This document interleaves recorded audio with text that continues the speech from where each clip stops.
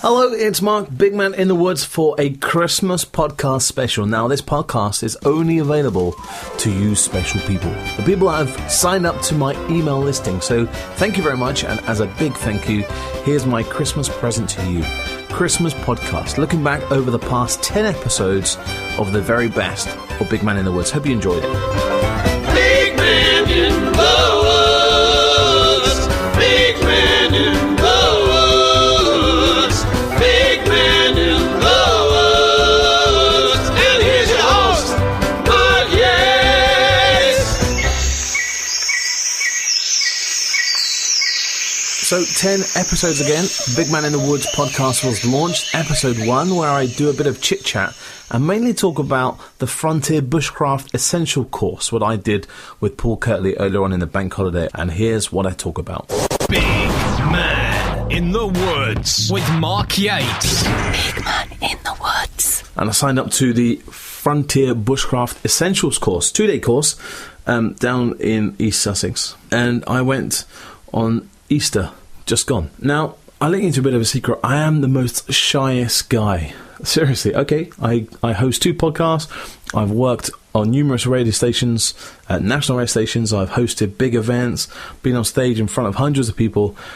But honestly, I am the most shyest guy. You know, if you meet me for the first time, I'm so quiet. So why am I telling you this? So when I went to the Frontier Bushcraft Essentials course a couple of weekends ago, to say I was cacking myself was a bit of an underestimate.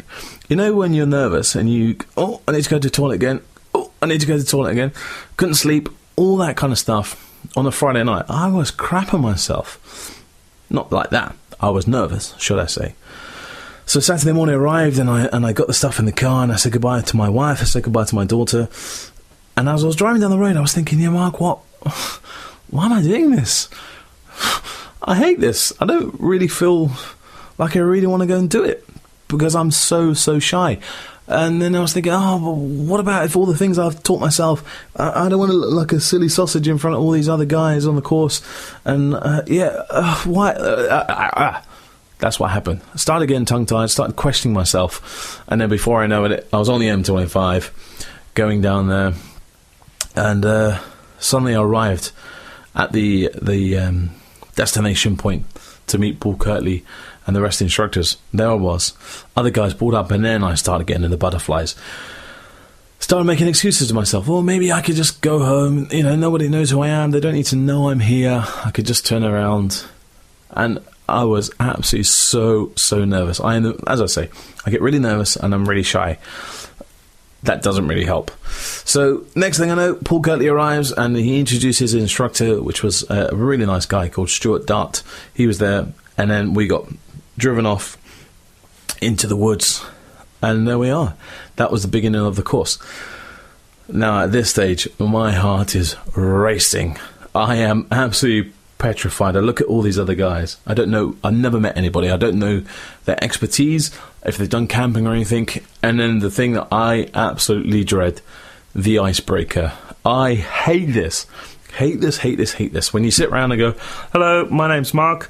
I live in West London. I like camping. And I really hate that. So anyway, it got around the circle, and then it got to me kind of introducing myself. Hello, my name's Mark. I'm a scout leader. Blah, blah, blah, blah, blah. Why am I here? I really want to master feather sticks. Actually, that's not too bad. And then Paul then explained my other reason why I was there. I was actually going to do some recordings for the podcast for both Big Man in the Woods and Urban Bushcraft.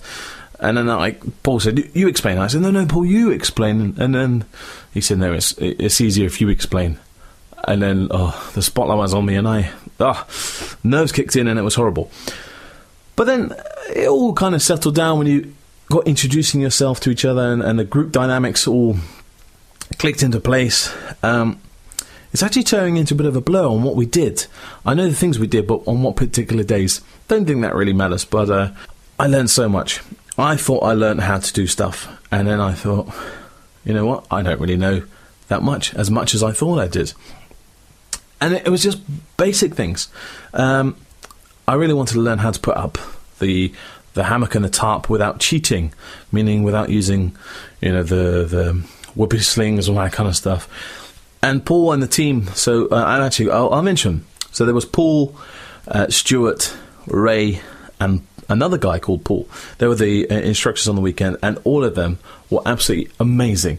You know, when you look at some guys, and before you, as they say, never judge a book by its cover, and you look at some guys, you think, they just look really dodgy, and they look like they don't know anything. I'm being honest, you know what I mean? And then you start talking to these guys, and their knowledge is absolutely amazing. I cannot question anything. You know, I asked them a question, and then if you didn't get it, they would explain it in a different way, a different way, a different way, a different way, a different way, until you grasped it and got that little whatever you needed. And so I learned how to put the tarp up using the Siberian hitch, quick release, all that kind of stuff, prusik knots, quick release on the tent peg, adjustable guy lines, all that stuff. You think, I've been watching these videos that Paul Kirtley puts up on YouTube. It just hasn't clicked in. And then the moment, I'm probably one of those learners that I need to be hands-on, I guess. I don't know what that terminology is. There is one of those, isn't it?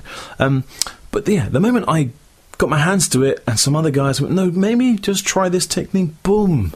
The Siberian hitch, what I've been trying to practice for a good couple of months. There we are, done. You know, put it in, and then one of the instructors, Paul Nichols, I think his name was kind of like, when you put your hand in, turn it here, put your hand up, wave to the Queen. Wave to the Queen, that always sticks with me now. And then when I've been practicing at home, I've been camping at the weekend, boom, did a little wave to the Queen, grab that. Whoa. As easy as that. That was just one thing I kind of picked up, and feather sticks. So I've been trying to practice for feather sticks. I've been uploading pictures onto Facebook, and people have been going, oh, you know, try this, try that, the angle isn't right, this isn't right. Guys, this doesn't make any sense at all. Then on the Sunday, our task was to make feather sticks, and thought, aye, here we go. This is the reason one of the reasons why I'm here. Let's grab the bull by the horns. Grab the bull by the horns and just lob myself into it. If I make myself look like a fool, I make myself look like a fool. But hey, so off we went into the woods to go and search for the wood and the trees. We chopped down the correct tree that we needed, the diameter, the width, all that kind of stuff. Got back. Paul showed the group how to batten it all down into eighths, look for knots, look for the straightest ones, and then started to explain how to do the feather sticks. It was like he started speaking English. It was the most bizarrest, weirdest thing. Whatever Paul was saying, and then Stuart explained a bit in a different way, was something like, you know what? Why didn't someone say that to me all those months ago when I was learning how to do feather sticks?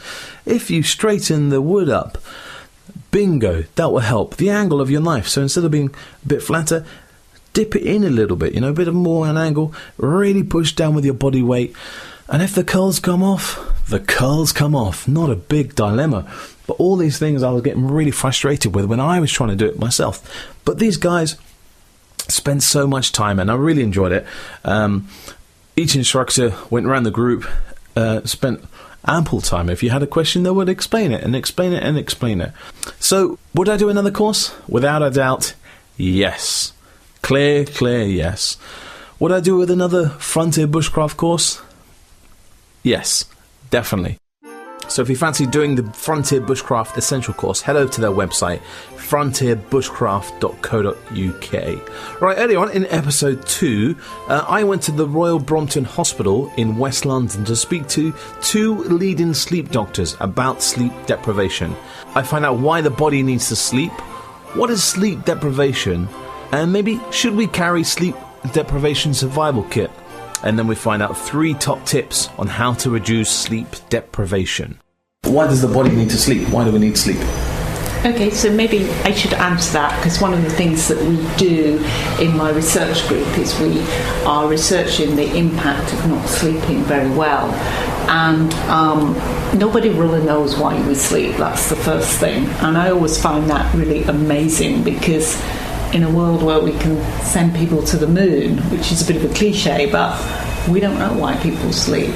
What we do know is that if you don't sleep, there are serious neurocognitive changes that happen in the brain that impact your memory, they impact your mood, and then if you stay awake for longer, they start to influence your cardiovascular system, your digestion, your immune system, all sorts of really nasty side effects of not sleeping.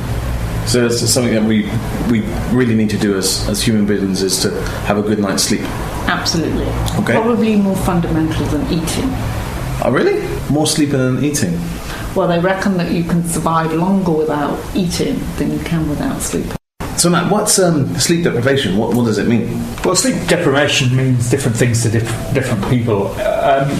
Generally, we would say that you need around 8 hours sleep a night, but it does vary. Some people can function quite well on less sleep than that. Some people need a lot more sleep than that, and it sort of splits. There's a normal distribution of how much sleep people need. Generally, you can tell, everyone knows, these are symptoms that we've all experienced at some point in our lives, whether it's when we're stressed doing exams or when we've got small children running around and disturbing sleep. We all know what it feels like to be sleep deprived, which is quite different to lots of other medical conditions. So not all of us know what it's like to feel the chest pain of angina. But we all know what it feels like to feel sleep deprived. You feel generally irritable, you feel lousy, you feel like you can't concentrate as well. Mental tasks become more difficult, you spend a lot longer doing very simple things. When I was a junior doctor, and we used to work very long hours, we don't so much now, but those sorts of very simple tasks that you could do very quickly, you ended up at 3 a.m. after one night not sleeping, really taking a long time to do a very simple thing. So they're the short-term effects. The longer-term, as Mary said, there are all sorts of interesting and pretty ill-understood effects. Generally, I think a minimum amount of sleep, people say around 4 hours. Margaret Thatcher famously only used to sleep for 4 hours a night. Make that of what you will. Longer term, and with more pronounced sleep deprivation, you can start to see some pretty unpleasant things. So hallucinations. Sleep deprivation has been used as torture by lots of agencies around the world, and there are all sorts of legislations about that in different sort of human rights. I think you could talk about acute sleep deprivation, yeah. and chronic sleep deprivation. And if you try and stay awake acutely, what tends to happen is you start trying, after at least one day of sleep deprivation, 24 hours, you'll start to get like little micro sleeps where your eyes start drooping, and then you kind of all of a sudden, because your auditory senses are one of the last things to go. So you can be in a sort of halfway sleep-wake type state, that kind of drowsy state. And for those of us that live in London, you're on the tube, you're kind of half asleep, and then it goes South Kensington, and you kind of wake up really quickly because the auditory is there.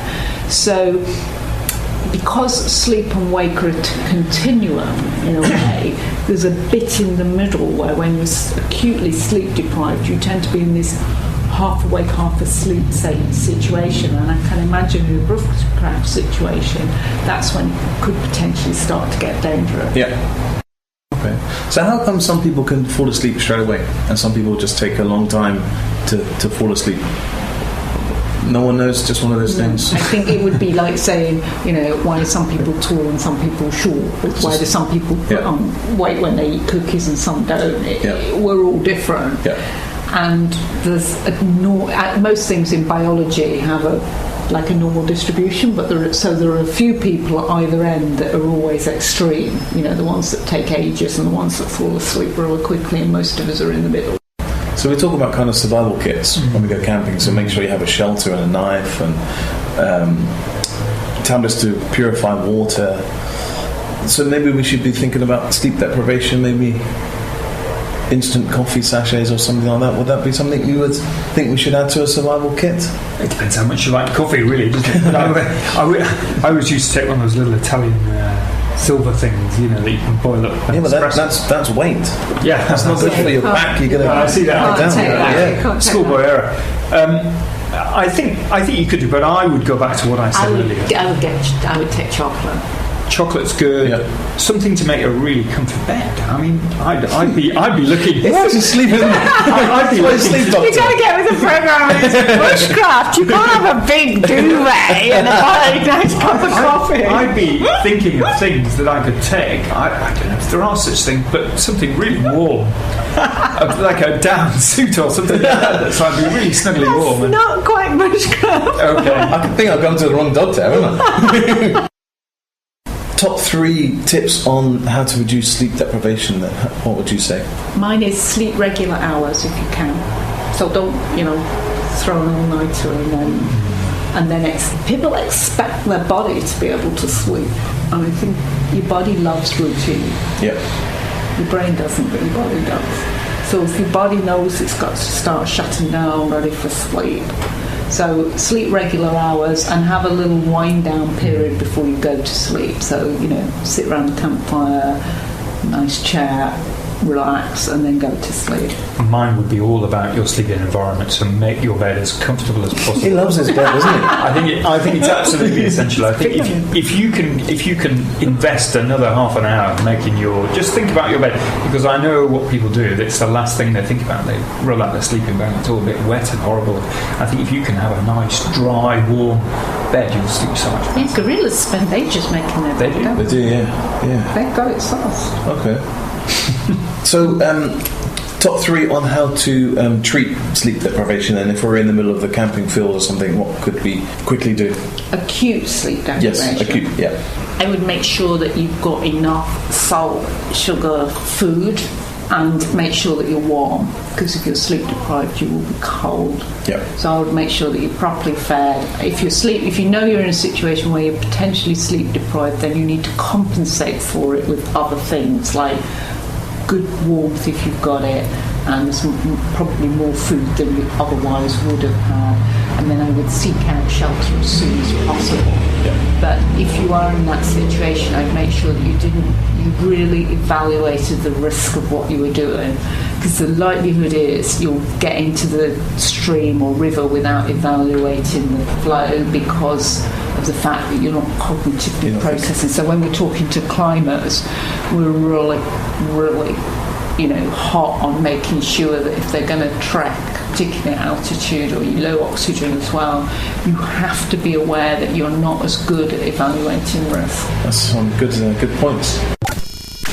For more camping tips and tricks, Visit our website YouTube channel, or Facebook page. Big Man in the Woods. There we go, episode 2, sleep deprivation. If you want to listen to more about that and learn more about why the body should sleep and what happens to sleep deprivation, head over to the website, bigmaninthewoods.co.uk, click on podcast 2.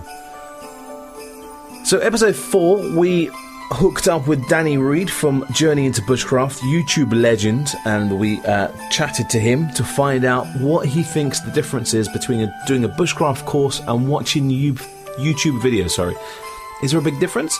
And also, we find out about the rain dance that we did at the Bushcraft Show 2014. So I was out with a mate last night, we were having a few drinks, and we were talking about bushcraft courses. Yep. And we started talking about YouTube videos compared to actual courses. Yeah. What's your take on that? What do you think? Would you recommend someone you can learn from YouTube videos, or do you think you need to go on a course to kind of perfect those fine things? Yeah, it's kind of a double-edged sword, really.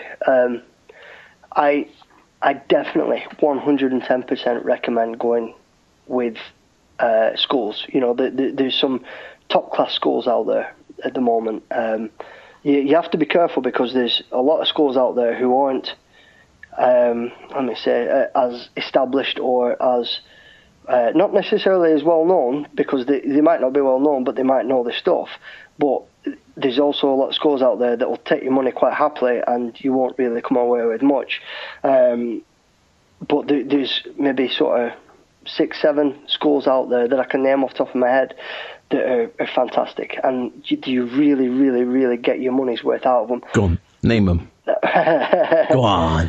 No, I don't want to name names because I might miss somebody out who I'm friends with or on YouTube or on Facebook and stuff, and I don't want to insult anybody because, you know, I definitely think the community as a whole is fantastic, and there's a lot of you know, there's a lot of good people out there that are in the bushcraft, and not only, I hate saying just bushcraft community, but it's the outdoor community, if you will, because, you know, bushcraft, you're kind of isolating it to one sort of area, if you will, but it's not. It's a bigger area than just bushcraft skills as a whole. So you would just say go and do a course? Well, I definitely recommend the courses. I mean, let me put it this way. There's videos out there that people do instructionals, and I wouldn't follow those videos because they're very, very dangerous. And they think that they're doing a good technique, or they're trying to show you a technique, or whatever it is that they're doing. And certain ways that they do that technique is very dangerous. And I think, oof, God, people are watching this, and it's cringeworthy sometimes, you know, the way that they're carving something, the way that, you know, they'll have the knife sort of carving something in between the legs, on the inside of the legs where the main arteries are, and you're thinking, that's not good. That's not good at all. You know, one slip and this guy's done for. So I do recommend, because, you know, it costs you £600-700, depending on what school it is and the length of time that you're on a course for. But the amount of information, the amount of skill, the amount of personal instruction, if you will, of the instructors that you get, the one-to-one instruction that you get is brilliant, and it's well worth its money. Well worth its money. But if you're on a tight budget like me, £600-700 is quite a lot. Mm-hmm. When you got your family and your house, mortgage and stuff. So, any other ways you can think? Well, I mean, they do smaller courses, they do weekend courses and such. And there's a lot of books and references out there. I mean, if you can get on a weekend course, you know, you will be surprised how much you get out of a weekend course. I agree. And it could be a quarter of the price that, well, you know yourself, you've been on them, you know. Yeah, as you know, I went on the Frontier Elementary, or was it Essential course? Yeah. I can't remember. It was a 2-day course. Yeah. With Paul Curtley down there, down in Sussex. Amazing. You're listening to Big Man in the Woods. Big Man in the Woods.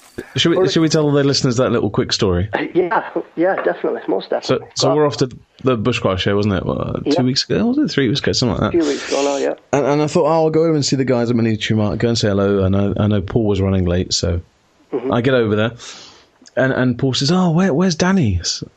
All right, give me a call. And you're back at the tent having a brew, aren't you? Yeah, I was just sat there enjoying a cup of coffee. So I text you again, come on, mate, come over now.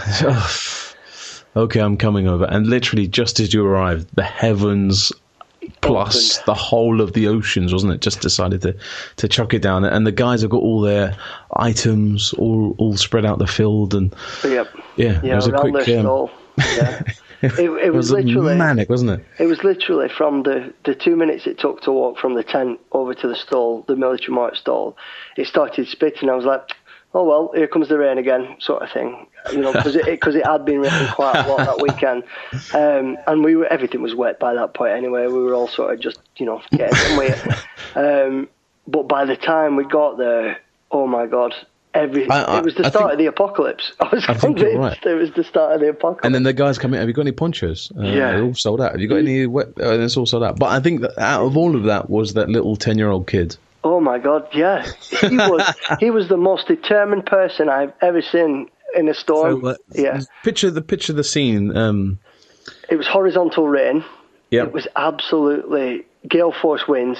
Yep, Glastonbury mud. Yeah, Glastonbury mud everywhere, up to your knees in Glastonbury mud. There was the clothes rails were being blown over on the floor. We were dragging all these boxes, all these bags, all these crates, everything into the Military Mart tent to help these guys out, because, you know, everything was getting soaked fast. It was just that quick. And as we stood there, like, wow, I can't believe this. What you know, how quickly this has turned.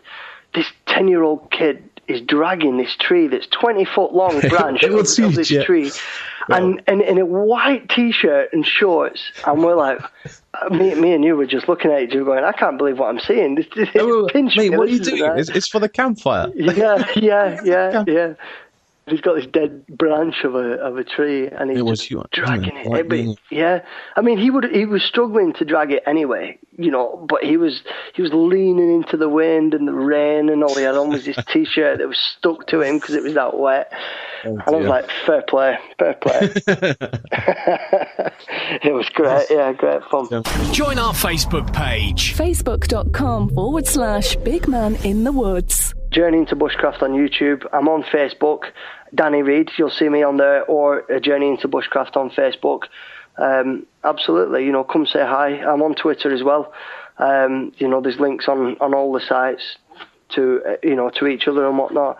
My sort of videos that I put out there or more, come along for the journey with me, if you will. Video blogs. If you see me doing something that I could be doing better, tell me. I haven't got that big of an ego where I'll fall out with someone if they tell me I'm doing something wrong. I want to learn. That's my thirst, is that I learn. I'm like a sponge at the moment. So yeah, absolutely. I'm more than happy to chat with anybody who wants to come along and send me a PM or whatever. Hey, good old Danny Reid. So check out his YouTube channel for more of his cool videos. So in episode 5, I wanted to find out about a budget knife sharpener. How did I do that? Well, I used Halford's wet and dry paper. Find out about that in just a few seconds. I also reviewed the Craghopper Bear Grylls survival jacket review. Love that jacket. Still wear it today. In fact, Christmas Eve this morning, I had to go and do a bit of shopping, and I was wearing that survival jacket. Love that soft shell.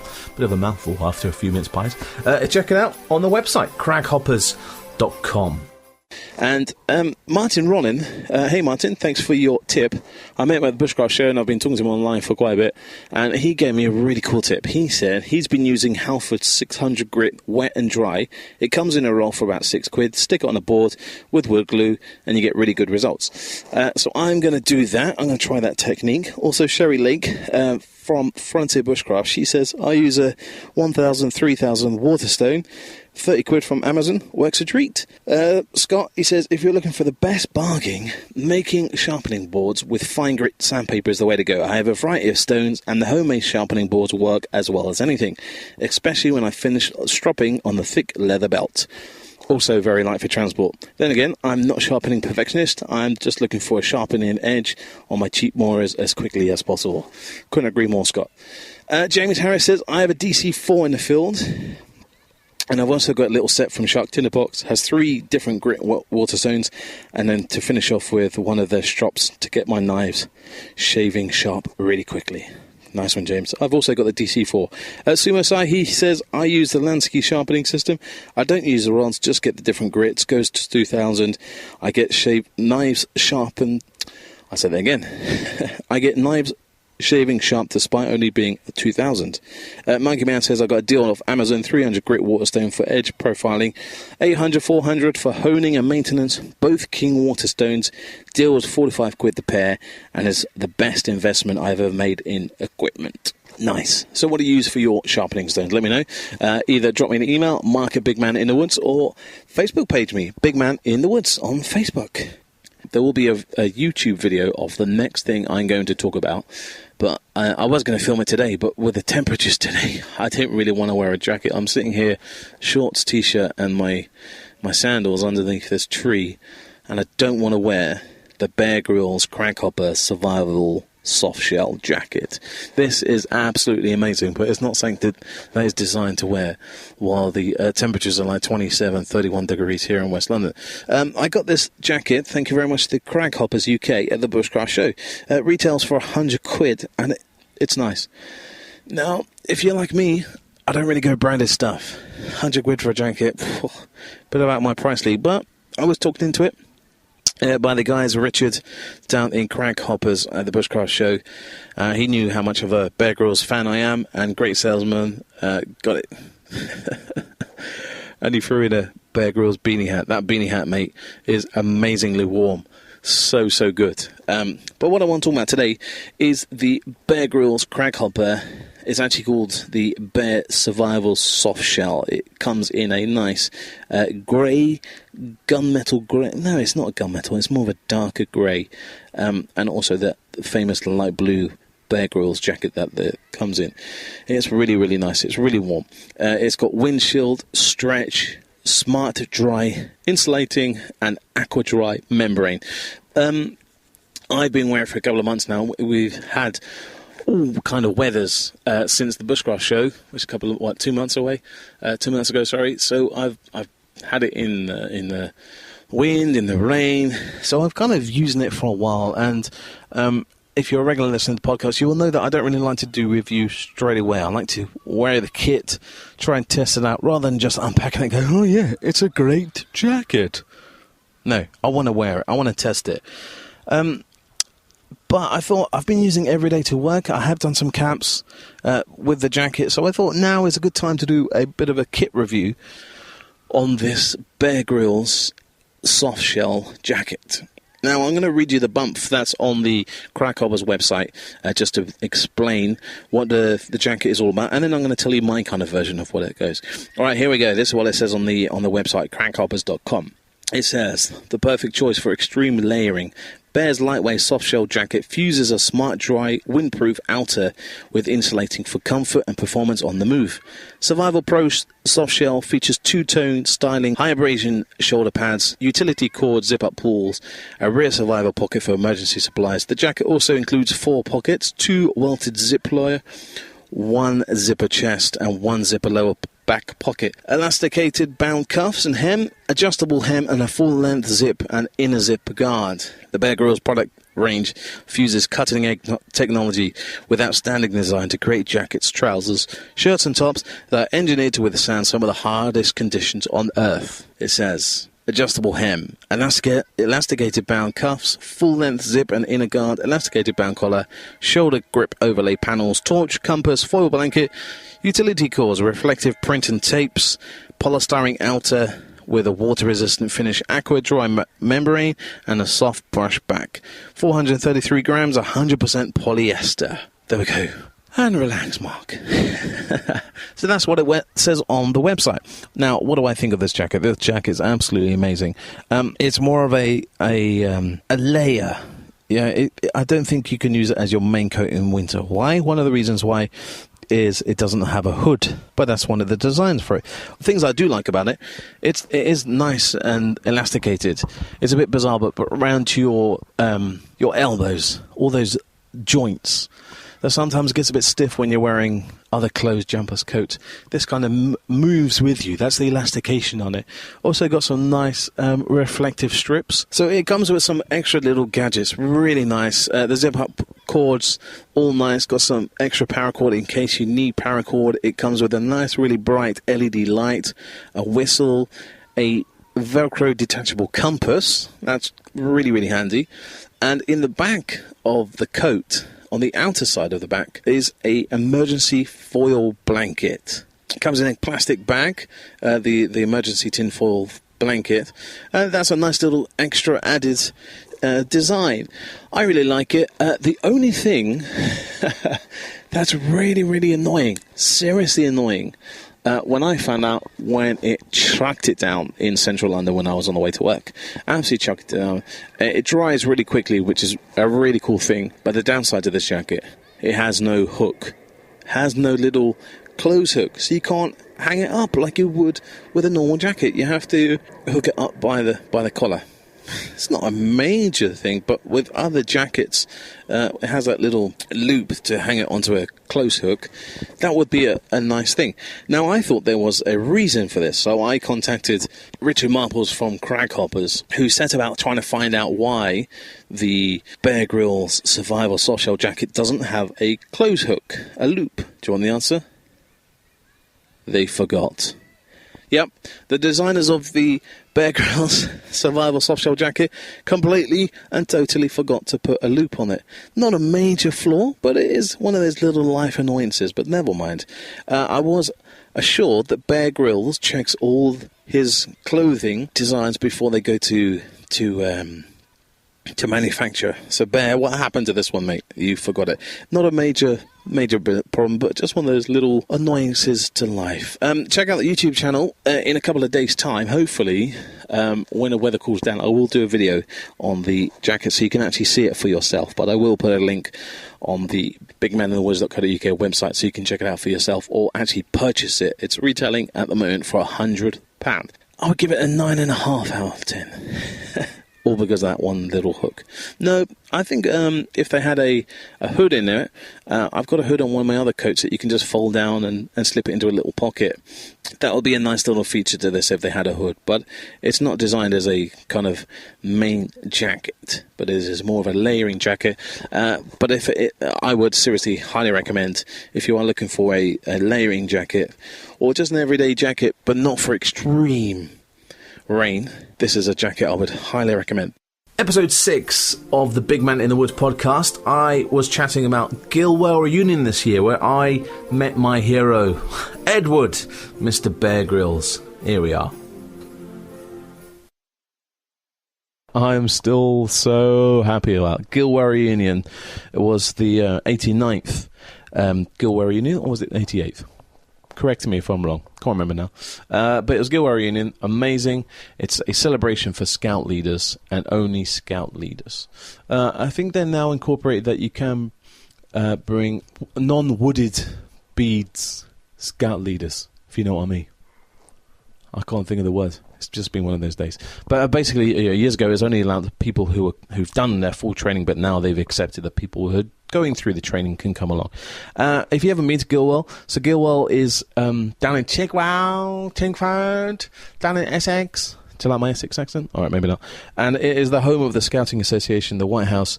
It's the HQ of Scouting Association in the UK, and it's on from Friday to a Sunday over the whole of the Gilwell estate.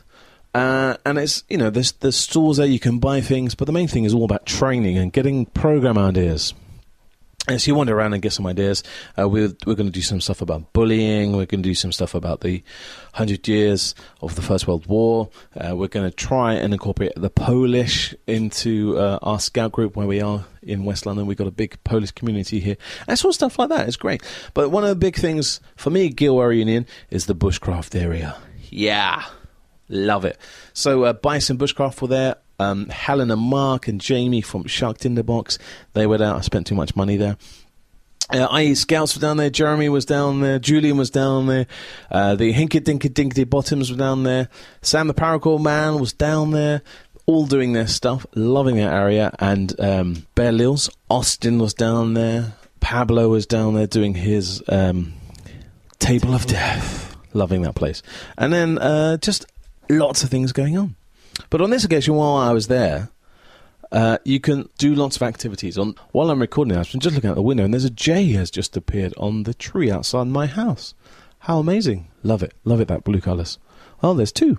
Anyway, back to podcast. What was I talking about? Activities, yeah. In Gilwell Reunion, you can do activities and test activities that you can do on your scouts, beavers or cubs. What me and my beaver leader were doing, we were learning about how to make camp donuts. So basically, it's a jam sandwich, dunked in butter, fry it, and then sprinkle sugar. It's that bad. It is that bad.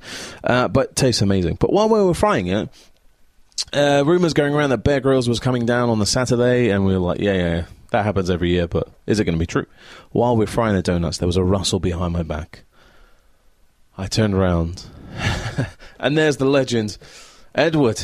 Edward turns up with a whole lot of press guys, and we were told beforehand, no photos, no autographs, nothing. We think, what? This is a bit boring. Edward comes over. This jay has got a conker in his mouth. Amazing. I would get a photo, but my camera won't be able to zoom in. Nice. I'll put a photo if I can get one. Anyway, I digress. So we're frying it. Edward turns up. Mr. Bear Grylls himself goes, hey guys, what are you doing? Well, it's a bit obvious. So we explained about our camp donuts. There are 3 jays now. Wow. I'm lucky. Bobbing along onto my fence. Let's see if I can get a photo. No. They flew away. Right, so back. We will get there. So Bear Grylls was chatting away to us. We're explaining about the donuts. He was like, that's the most disgusting thing I've ever seen. I said, Bear, try some. He said, no, we're not trying that. So this is disgusting. It's most unhealthy. Yeah, but Bear, you eat grubs, you eat worms, snakes, you drink your own urine. What's wrong with my camp donut? No. It was a clear no. But never mind. Had a really great chat with him. Got him to sign my book and one of the Big Man in the Woods cards, business cards that I've got. And then he said, I recognise this logo. I recognise it. Where have I known it from? So I kind of explained about the podcast, what we get up to, what I talk about. And he was like, yeah, I must check it out. So that was really cool. So Bear signed my stuff, and then off he went into the rest of the Gilwell field to go and meet the rest of the guys. And we were really, really lucky, actually, to spend those few minutes with Bear, because then he was surrounded by, I think it's like 2,500 scout leaders all trying to get an autograph, trying to say hello, and mainly try and get a photo with the chief scout of the UK, Mr. Edward Bear Grylls. But he wandered around and said hello to as many people as he can, and again, he always gets moaned about, he always gets whinged about. Everyone says, oh, he never spends enough time, but hey, you know, he does other things, he has a life, he has a family, and whatever, you know, whatever your views are on Bear Grylls were, hey. But one of the main things he did go on stage and give a little encouragement and a great speech to Gilwell scout leaders and all the people that attended Gilwell Reunion. And I was lucky enough to record Bear's speech. Have a listen. Ladies and gentlemen, can I ask you to give a really warm scouting welcome to the most extraordinary, ordinary man you're likely to meet, our Chief Scout, Bear Grylls.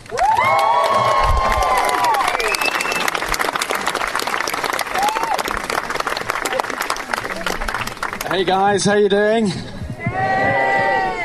How much we love Mr. Wayne Bullpitt, UK Chief Commissioner, legend of a man, Mr. Matt Hyde, our Chief Executive. Fantastic, what he's doing for scouting is amazing. Mark, Terry, thank you for all you do, always helping me around. Sir Alan, top man, chairman. So for me, I'm so excited to be here today. I love coming to Gilwell Park always. And today really is special.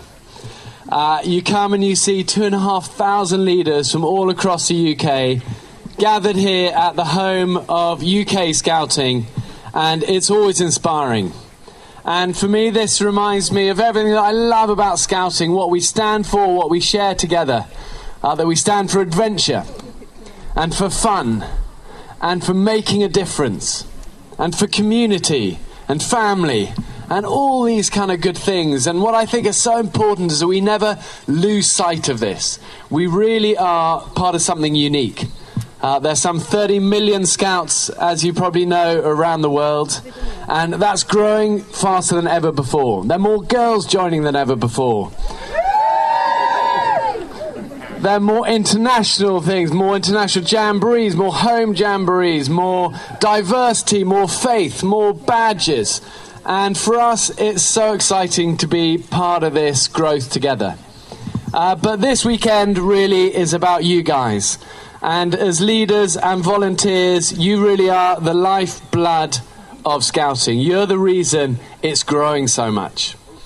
And I just want to say really thank you. You give your time and your energy and your resources and your enthusiasm all for free to encourage young people to have an adventure. And what a great mission. And I always love the quote that says, you can get anything you want in life if you help other people get what they want. And that's exactly what you guys do. And I think the young people in this country at the moment get such a hard rap. You know, we hear lots of negative stuff, and then you see crazy things in newspapers about kids going off and fighting in Syria, and you think, why? You know, it's such disaffected young people without purpose and without values. And you think this is actually where Scouting comes in. We're part together of changing that, changing our country from the inside out and giving these kids community and values and purpose that they so desperately need. So I just want to say thank you, huge respect to all of you for what you're doing. You're amazing. Today is a celebration. Scouting, the greatest youth movement on the face of the planet. Gilwell really nice. Bought some other bits and pieces from Shark Tinderbox. Loving Helen. She's an amazing lady. If you want to go down there, she'll teach you lots of stuff. Mark was down there doing his knife sharpening demo. Whenever I went across, it was so busy. Lots of crowd around watching Mark how to sharpen knives. It was great. What did I buy from him? I'm going to probably pronounce it wrong, but hey, what the hell. Moxa Pad Tinder. Really good. Takes a spark really well. It's a kind of fine powder stuff. Got some Gary Flex. These are these blocks that Ben Orford rates, and he talks about it in the Urban Bushcraft podcast about how to maintain your knife up to a nice. It looks a bit on the actual blade. It looks a bit rusty or just got some crap on it or whatever. These Gary Flex boxes bring it up to a nice shine. Got that, and then for the leather strop that I've made is the Tormek honing compound. Put a few spots onto this. Puts the oils back into the leather. Is it like a vegetable oil just to keep those that leather nice? So when I use that a few times, I'll talk about it on the podcast, and he may even put a video of me using that stuff. On iTunes, Spreaker, iHeartRadio, and online. You're listening to Big Man in the Woods. Loving that, and if you do want to find out more information about Scout Association, just Google Scout Association. I'm struggling. I can't say my words. Too many mince pies. Google Scout Association, and you will find a Scout group just around the corner from you if you want to find out and get out and about. It's a good way to not only get yourself out, but to encourage young people outside instead of playing computers. So, episode 7, I chatted to a good friend of mine, the old man, Terry Longhurst. We did a first for Big Man in the Woods. We did a Google Hangout. You can watch that on YouTube. Things I asked Terry include what is the Woodland Way course. He's just done 2 years of that. And I learned something about the sweet chestnut tree from Uncle Ray. And then Terry gave us a little tip using the sweet chestnut tree. And my regular question, what 3 items would you take with you? On this one, I asked the old man. His location was just a simple weekend camp. So if no one's ever heard of the Woodland Way course, Terry, just give us a brief roundup of the course. A course run by one of the largest UK bushcraft and survival companies called Woodland Ways, which is headed up by Jason Ingermills and Kevin Palmer, and probably Adam Logan as well. He's up there with them as well. An excellent bushcraft and survival course provider. So is it a monthly course? You have to go every month? Yes, it's a 2-year course. You go approximately once a month for 1 weekend for 2 years. You arrive on the Friday for about midday and then leave on the Sunday just after lunchtime, depending on what you're up to, how busy you are. But you don't stop from the minute you touch down in the car park. So when you leave, you're learning and working and crafting and doing all kinds of things all the time there. We work into the night as well. We sat under the parachute with a fire going, making cordage, preparing materials, all kinds of stuff, cooking. So it's a full-on course. Nice. So in the last 2 years, what's been the best subject that you've done? It's got to be primitive weapons. I think primitive weapons and bow making, without doubt, has been my favourite couple of weekends. So throwing spears, arrows, atlatls, and making an ash bow. Probably been the highlight for me. And what's been the low light? What's been the course that you haven't really enjoyed or haven't understood? The weekend we arrived, the sort of introduction into it rained all weekend, a whole weekend, and some people were new to sleeping in hammocks and stuff like that. I'd done a couple of times before that, but I did feel a bit for the guys who hadn't done it before, or hadn't done that much. Probably done some camping, but not slept in a hammock all night. And of course it rained and rained and rained and rained, and up to eyeballs in the mud, and it was quite cold. It was around about October, November time, and it was tough going. Is there a subject that you've struggled with that you haven't clicked? You haven't foraging.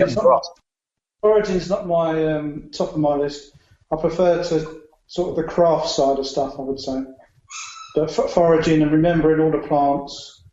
And when you've got someone like Kev Palmer, they call him Wiki Kev. Like a walking encyclopedia of plants. That's the thing with foraging, though, isn't it? If you pick something up wrong, you could be screwed. Exactly, definitely, yeah. Yeah, but that's probably my weakest subject. Is that something you want to improve, then? Definitely, yes. Yes, all the time. Whenever the sad thing is, whenever you're going out for walks with the dog, or I go on holiday, and we just go for a walk out somewhere, and I'm forever looking in the hedgerows and trying to remember what the plants are, and looking for new ones, and taking my Wildflower Key, which is a fantastic book for ID in plants. So yeah, I'm constantly trying to improve my plant ID. What about your tree ID? How's the tree ID going? It's not too bad because of my background in carpentry. I think I can ID woods. Most UK woods, I would say, I'm pretty good at IDing because of my background in carpentry and using wood throughout my whilst I was on the tools. The thing with the tree ID is knowing what the trees do, isn't it? Like certain trees can burn for a longer time, some give out heat. It's learning all that side to it as well that I'm struggling with. Latin names that go with it as well. We did a tree ID weekend, and every tree tells a story as well. That's what you've got to remember. There's a reason why it's growing off to the right or to the left, or it's caught a bit of light somewhere and it's pulled it over, or there's been a particularly bad year for the weather, etc., etc. So there's so much information you can gain by looking at a tree. On the subject of conkers, Uncle Ray was on the telly last night, and I learned something last night about the sweet chestnut. Did you watch it? Soap, yeah. If you get the leaves, soak them, squeeze them, and you can get a soap off them to wash. Also, if you take the conkers and put them into a Ziploc bag and crush them up, and pour some water in as well, and crunch them up, you'll get soap as well. So you can not only you can actually use the conker as well. You're allowed to take 3 items. Oh no, not again. Any items you want. Any items. Where? Camping? Yeah, into the wood. You're going for a weekend into the woods. I'm allowed to take any 3 items? Yeah, and it's perfect weather if you want perfect. Whatever kind of weather you want, we've arranged it. I'm allowed to take 3 items. I'll take, what do you mean, household, normal, everyday items, or? Any 3 things. Any 3 things. I think a chainsaw. Okay. Because at my age, the old saw work now is getting a bit tough, especially if it's wet wood. Yep. Chainsaw. Maybe a bed, a fold-up bed. Yep. I guess I'd like to take my washing machine fire pit. Visit our website, bigmaninthewoods.co.uk. Coolio, loving Terry, really good friend of mine, and I hope you enjoyed that little podcast. If you want to hear more about Terry and the Woodland Way, of course, and also his scouting stuff, head over to the website, bigmaninthewoods.co.uk, and listen to episode 7. Episode 8 was me talking about Osterley House, where I went. Nothing really exciting bits in there, but one really cool thing this year for the Big Man in the Woods is I teamed up with John Ryder. That man is such a legend. I chatted to him just after the day he did the Channel 4 Big Brunch starring Johnny Vegas, so we chatted about that. I also asked John Ryder, what does he think of the word bushcraft? What does it mean to him? Found out some useful tips that I can do in urban London to get me out and about. Asked the question, what doesn't he like about the outdoors? And then we also found out that himself, John Ryder, and Uncle Ray, yes, Ray Mears, used to frequent Sunday morning car boots to find some camping gear. Here we are, find out what I'm talking about. John, I was with Paul Curley at the weekend, and we were discussing the word bushcraft and how it's been kind of bantered around and kind of used and abused and stuff. What's your take on the word bushcraft? What does it mean to you then? I mean, it means to me, really. I think I might have even said that on the program you just referred to. I think it's an indigenous skill set, really, but it's based around a knowledge of natural history. So, for me, I see it very much as a natural history subject. It's just a hands-on kind of practical one. And I guess I'd, first and foremost, because that's where my interest started anyway, and that's where it broadly still is. I'd classify myself as a naturalist first, who, just happens to go outside and do knows a few campcraft skills and cooking and firelighting and all that sort of thing, but that perception, I guess, is where most people see the sort of end of the subject. Whereas to me, and I think maybe Paul's the same, it's a vehicle that gets you out there for all sorts of other reasons. Yeah, so it's not just sitting around a campfire with your mates having a few beers, like. Well, it can be that, but I think the fire, water, shelter aspect of it, which is for most people where it seems to sort of start and stop, is really just, as I say, it's a vehicle to get you out there for all sorts of reasons. I mean, for me, it's interesting wildlife and natural history. For others, it might be climbing or canoeing, but it's a real start to the skill set as far as I'm concerned. Yeah, absolutely. Big Man in the Woods. You're lucky enough to have the woods and walk your dogs and stuff, but here in London, don't really have that chance. So what kind of tips would you be able to give me then in kind of urban London to get out and about? Well, I did a wild feed day for somebody I think it was in Richmond Park. So I think, it's possible. And again, if you have that attitude of making it part of your daily life, I think there are always places where you'll find nature. Obviously, it's going to be harder to look for in real urbanised places, but I think it still exists. Rather than sort of thinking to yourself, well, I can't possibly be practising the subject because I need to go on an expedition somewhere. I need to make a huge effort to get out of town. I definitely think it's possible. Yeah, we've got places, as you said, Richmond Park's not that far, Hyde Park, all that kind of. So there are parks around, and Bushy Park as well. I mean, you can watch the red deer these places, can't you? And I've got a whole collection of red deer footprints and tracks and signs just from the Royal Parks because we don't have red deer in my way. Well, there you go. Join our Facebook page. Facebook.com/Big Man in the Woods. What don't you like about the outdoors then? There must be something that you don't like. Yeah, I think there is. I think you can look at the whole thing with rose tinted glasses, but if I was being honest, wind I don't like. After several days of wind, it starts to get on my nerves, gives me earache, and I think part of it is from the sort of professional angle as well. You never sleep quite soundly in the woods if you've got students out there and the wind's blowing and trees are moving around too much. So, I'd say wind is probably the worst thing. I was trying to predict your answer then, but wind wasn't going to be the answer that I was thinking of. Oh, yeah, it does get on my nerves a little bit, I have to admit. Oh, that's a good answer. That's something that I would seriously never thought you would have said then. Oh. Really? What were you thinking I would say? I don't know. I was thinking maybe like people leaving litter, no trace kind of thing, that kind of annoying litter. That's what I was thinking I was going to say. No, I mean, that is irritating. It is irritating, but just personally, if it was just myself and nature, that's the one thing about nature that I find a bit annoying. Yeah, no, that's true. Find us on YouTube. YouTube.com/Big Man in the Woods UK.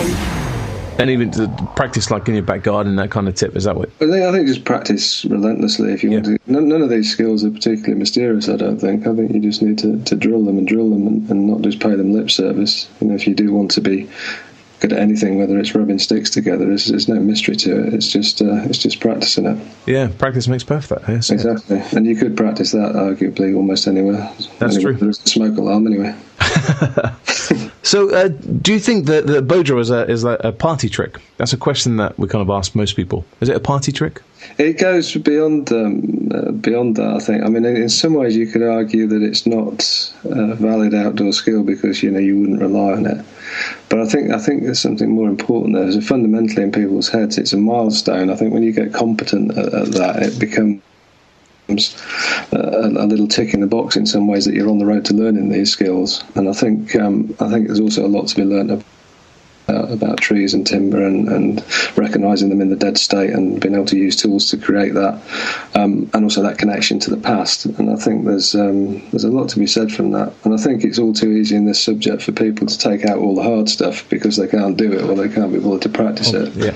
and then what's left, and then we'll all just be dropping sparks onto bits of cotton wool soaked in Vaseline if we did that, and calling it bushcraft.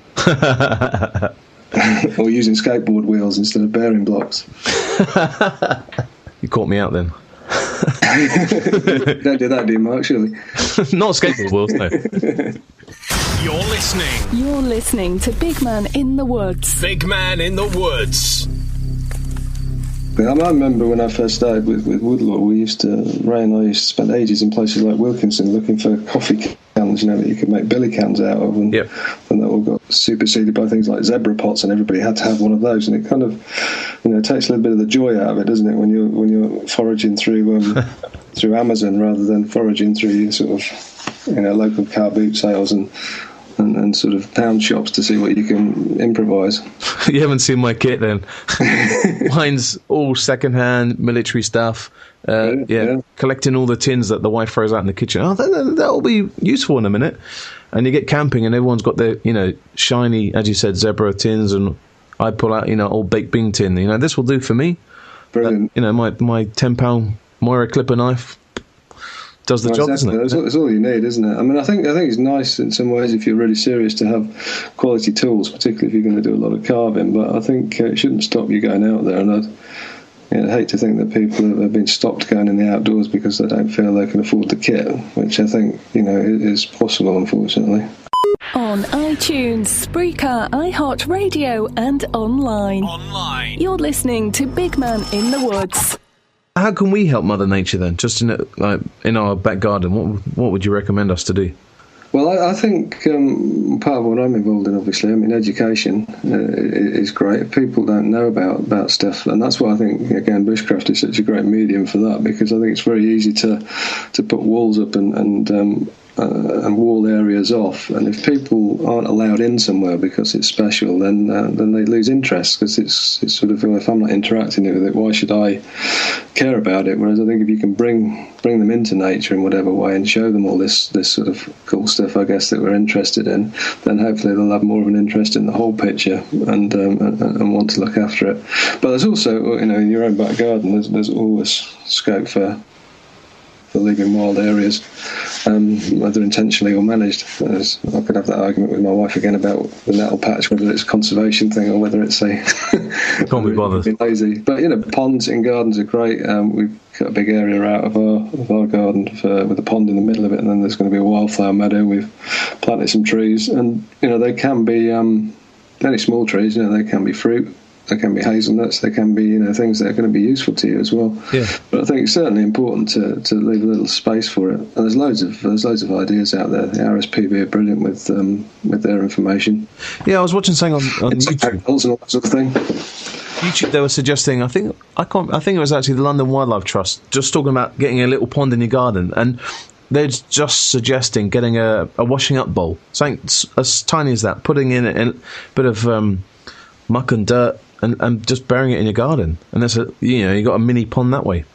Yeah, well, it's so important, isn't it? Because I think so many of the traditional farm ponds have been filled in over the years, and I know people of my age, we used to spend hours in those sorts of places catching newts and frogs and what have you, and I go back to where I was brought up, and none of those exist anymore. It's really sad.